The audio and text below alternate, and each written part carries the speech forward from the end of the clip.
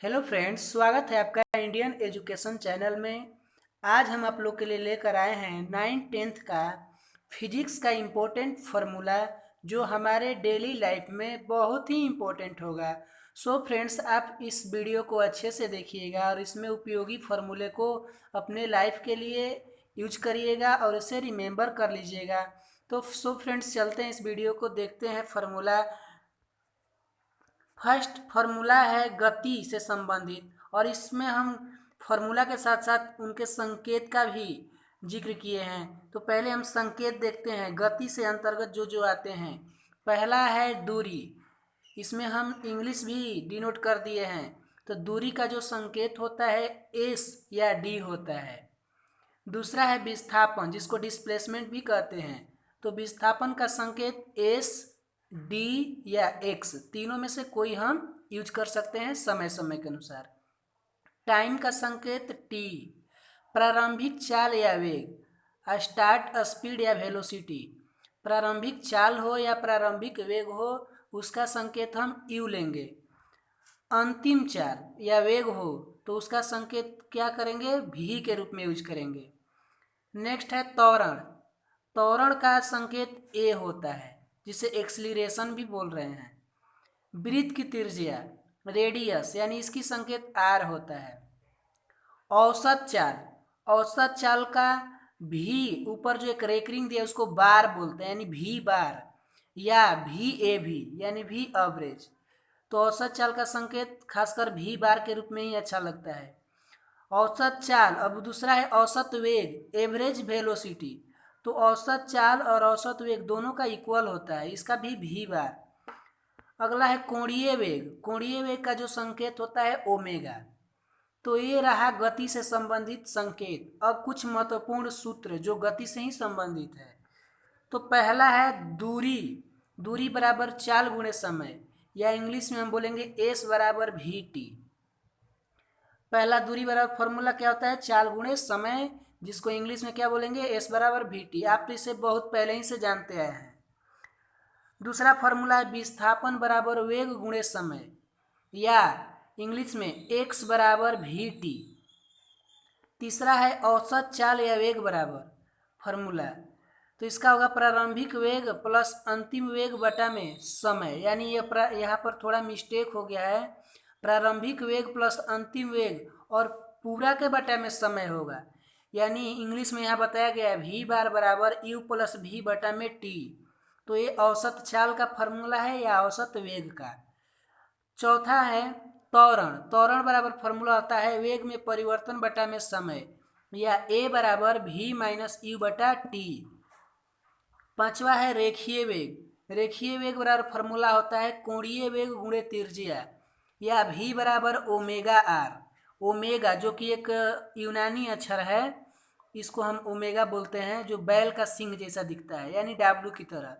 तो रेखीय वेग बराबर फॉर्मूला क्या होगा, कोणीय वेग गुणे त्रिज्या, या वी बराबर ओमेगा आर।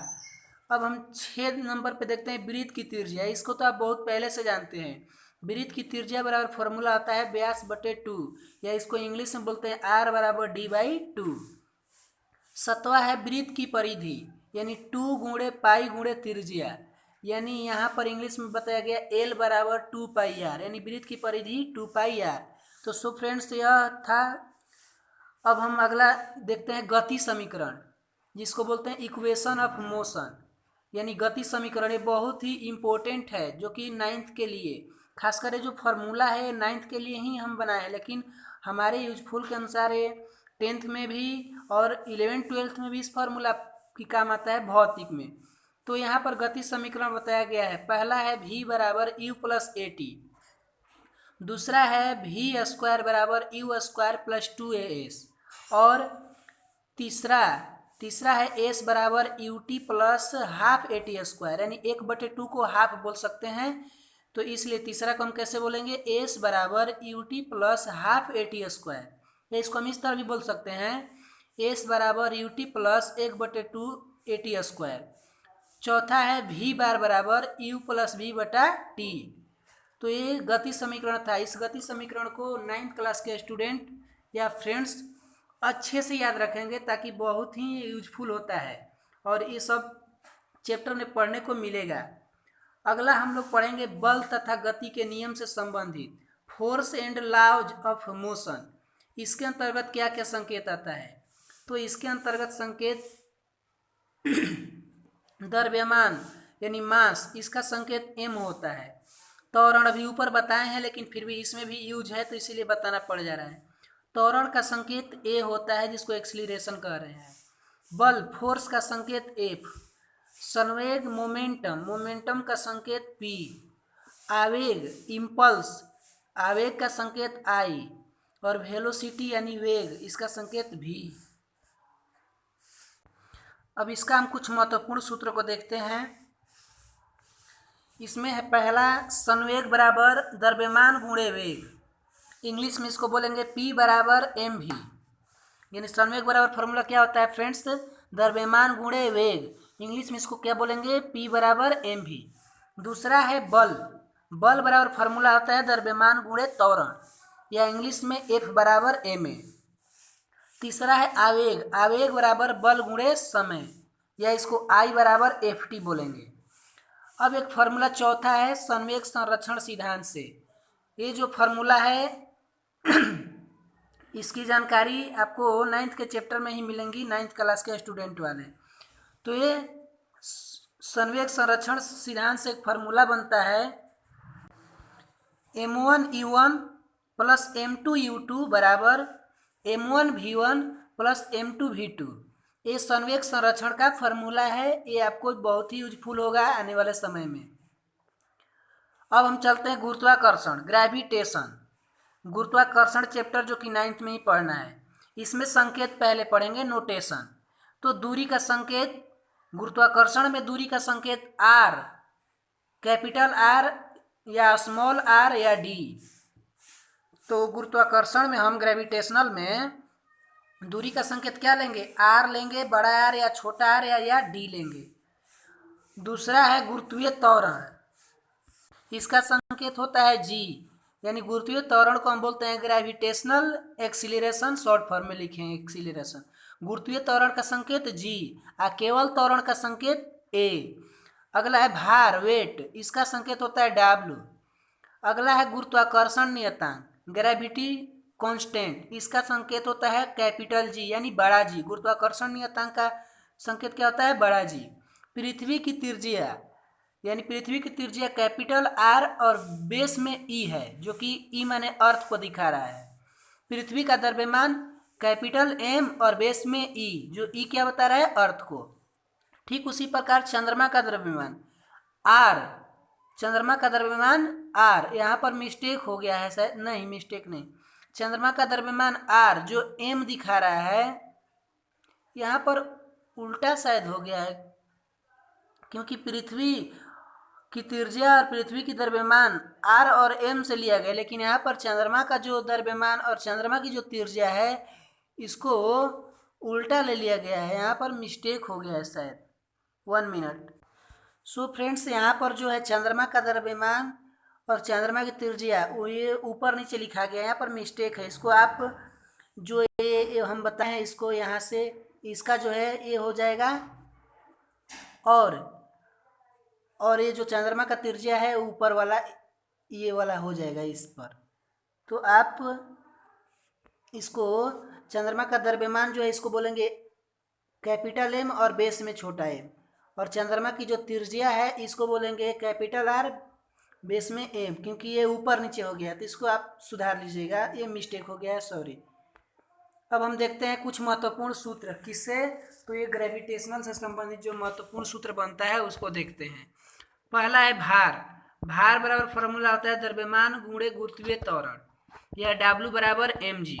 दूसरा है गुरुत्वाकर्षण बल, F बराबर G m1 इंटू m2 बटा में r²। ये गुरुत्वाकर्षण बल का फॉर्मूला है, बहुत ही VVI है। गुरुत्वीय त्वरण G बराबर G m के बेस E बटा में r², पृथ्वी की सतह पर अगर निकालना है गुरुत्वीय त्वरण तो। चौथा फॉर्मूला है दाब बराबर बल बटा क्षेत्रफल, या P बराबर F बटे में A। नोट में बताया गया कि चंद्रमा पर वस्तु का भार 1/6 गुणे पृथ्वी पर वस्तु का भार, यानी चंद्रमा पर किसी वस्तु का भार निकालना है तो जो पृथ्वी पर वस्तु का भार है उसमें कितना से गुणा कर देंगे, 1/6 से। फॉर एग्जाम्पल में अगर पृथ्वी पर किसी व्यक्ति का भार 60 किलो है तो पूछा जाएगा चंद्रमा पर कितना होगा, तो 60 किलो में हम 1/6 से क्या कर देंगे, गुणा, यानी 1/6 से 60 में गुणा करेंगे तो कटकर 10 आ जाएगा, यानी चंद्रमा पर उसका भार कितना हो जाएगा, 10 kg हो जाएगा। नोट नंबर यहाँ 2 बताया, 1 kg बराबर 9.8 न्यूटन। कभी कभी ये पूछ देते हैं कोई कि 1 kg में कितना न्यूटन होता है, तो हमें याद रखना होगा 9.8 न्यूटन। नंबर 3 में है गुरुत्वाकर्षण नियतांक, बड़ा जी का मान 6.67 गुणे 10 के घात -11 न्यूटन मीटर स्क्वायर प्रति केजी स्क्वायर। इस वैल्यू को बहुत ही इम्पोर्टेंट तरीका से याद रखना है क्योंकि ये वैल्यू बार बार एग्जाम में पूछा जाता है और जब हम गुरुत्वाकर्षण में न्यूमेरिकल बनाते हैं तो इस वैल्यू का बहुत ही इम्पोर्टेंट है, इसीलिए फ्रेंड इसको अच्छे से याद रखिएगा। चौथा है स्मॉल जी यानी छोटा जी, जिसको गुरुत्वीय त्वरण बोलते हैं, इसका वैल्यू 9.8 मीटर पर सेकेंड स्क्वायर। गुरुत्वीय त्वरण का जी का मान कितना होता है, 9.8 मीटर पर सेकेंड स्क्वायर। तो ये रहा इतना फार्मूला गुरुत्वाकर्षण से। अब चलते हैं कार्य तथा ऊर्जा, वर्क एंड एनर्जी। कार्य तथा ऊर्जा इंग्लिश में क्या बोलेंगे, वर्क एंड एनर्जी। इसमें क्या क्या संकेत है, इसमें कार्य का जो संकेत है W, कार्य का संकेत क्या है, W। दूसरा है स्थितिज ऊर्जा, पोटेंशियल एनर्जी, इसका संकेत PE, P से पोटेंशियल, E से एनर्जी, या इसको हम E और बेस में छोटा सा P दे दिए हैं। दूसरा है गतिज ऊर्जा, काइनेटिक एनर्जी, इसको इंग्लिश में हम संकेत में बोलेंगे KE या EK। अगला है शक्ति, पावर, पावर का संकेत P। अब इससे संबंधित जो फार्मूला है उसको देखते हैं। तो कार्य बराबर बल गुणे विस्थापन, या W बराबर Fs, या अगर बल और विस्थापन में अगर थीटा की बात यानी कोण की बात आए तो Fs, W बराबर फार्मूला हो जाएगा Fs इंटू कॉस थीटा। जब थीटा का वैल्यू आए तो W बराबर फार्मूला क्या हो जाएगा, Fs इंटू कॉस थीटा, नहीं तो केवल इस तरह बोले तो W बराबर Fs। अब देखते हैं शक्ति, शक्ति बराबर फार्मूला होता है कार्य बटे समय, या P बराबर W बटा T। तो हिंदी और इंग्लिश दोनों अपने आप में इम्पोर्टेंट है, इसीलिए दोनों का यहाँ पर हम जिक्र कर दिए हैं ताकि कभी दिक्कत ना हो। अगला है स्थितिज ऊर्जा, स्थितिज ऊर्जा बराबर फार्मूला होता है द्रव्यमान गुणे त्वरण हुए ऊंचाई, या P बराबर mgh, जहाँ m द्रव्यमान है, g गुरुत्वीय त्वरण है और h ऊंचाई है। चौथा है गतिज ऊर्जा, गतिज ऊर्जा बराबर फार्मूला होता है 1/2 mv स्क्वायर। गतिज ऊर्जा बराबर फार्मूला क्या होता है, 1/2 mv स्क्वायर। नोट में यहाँ पर बताया गया cos 0 डिग्री के मान 1, cos 30 डिग्री के मान √3/2, cos 45 डिग्री के मान 1/√2, cos 60 डिग्री के मान 1/2, cos 90 डिग्री के मान 0, cos 120 डिग्री के मान -1/2, cos 150 डिग्री यानी 150 डिग्री के मान -√3/2 और cos 180 डिग्री के मान -1। ये 9th में कम मिलेगा परंतु ये 10th में जरूर मिलेगा, इसका बहुत ही उपयोगी है ट्रिगोनोमेट्री में। तो यहाँ पर जब हम फार्मूला का यूज करेंगे W बराबर Fs cos थीटा, तो थीटा का मान इतना हमें याद रखना होगा क्योंकि न्यूमेरिकल में आ जाता है। अब हमारा अगला टॉपिक है साउंड यानी ध्वनि। इसमें क्या क्या संकेत है, इसमें है आवृत्ति जिसको फ्रीक्वेंसी कहते हैं। आवृत्ति का संकेत N या F या V, जो कि N और F जो है इसको न्यू के नाम से जानते हैं, तो आवृत्ति का संकेत न्यू ही बोलते हैं, V को ही न्यू बोलते हैं। अगला है समय टाइम, इसमें टाइम का संकेत T। अगला है तरंग दैर्ध्य वेवलेंथ जिसको लैम्डा बोलते हैं, यहाँ पर उल्टा Y की तरह दिख रहा है लैम्डा, इसको लैम्डा बोलते हैं। अगला है आवर्तकाल टाइम पीरियड, इसको हम कैपिटल T यानी बड़ा अक्षर T से सूचित करते हैं। समय छोटा अक्षर और आवर्तकाल को बड़ा अक्षर, दोनों में थोड़ा सा के लिए डिफरेंट है, दोनों टाइम ही है लेकिन दोनों में अंतर है। अब इससे संबंधित कुछ महत्वपूर्ण सूत्र देखते हैं। आवृत्ति बराबर फार्मूला होता है 1/में में आवर्तकाल, या इंग्लिश में N बराबर 1/T यानी न्यू बराबर 1/ आवर्तकाल। दूसरा है आवर्तकाल बराबर फार्मूला होता है 1/ आवृत्ति यानी T बराबर 1/ में न्यू। अगला है तरंग का वेग, तरंग का वेग जो है इसका फार्मूला होता है आवृत्ति गुणे तरंग दैर्ध्य, जो तरंग दैर्घ्य यहाँ पर V बराबर न्यू इंटू लैम्डा, यानी n लेमडा। अगला है तरंग की आवृत्ति, इसका फॉर्मूला होता है वेग बटे तरंग दैर्ध्य या न्यू बराबर वेग बटे में लेमडा। नोट प्रतिध्वनि, जिसको इको के नाम से जानते हैं। प्रतिध्वनि का मतलब होता है कि कोई आवाज बोलते हैं तो टकरा कर हमें सुनाई देती है, जैसे कुआं में बोलने पर या खाली कमरा में बोलते हैं तो आवाज गूंजता है, उसी को प्रतिध्वनि बोलते हैं। तो यहाँ पर उसकी सुनने के लिए टी बराबर 2D बटा भी, 2D बटा भी, जहाँ डी परावर्तक सतह तथा ध्वनि स्रोत के बीच की दूरी है। तो so friends, thanks for watching, please like and subscribe.